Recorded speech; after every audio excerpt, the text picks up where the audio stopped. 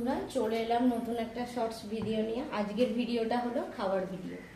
আমাদের বাড়িতে আজকে একটু কুটুম আসবে, মানে আমার মাসির ছেলে আসবে, আর তার সাথে আমার দুটো ভাগনাও খাবে, রিউ আর রিদ্ধি। দেখো আমি কি কি রান্না করতে পেরেছি। ভাত, উচ্ছে ভাতে, তার সাথে স্যালাড,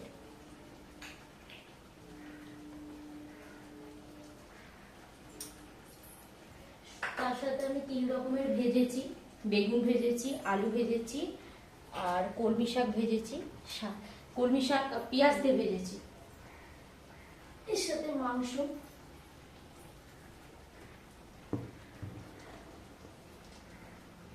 তার সাথে পাবদা মাছ করেছি সর্ষে পোস্ত দিয়ে,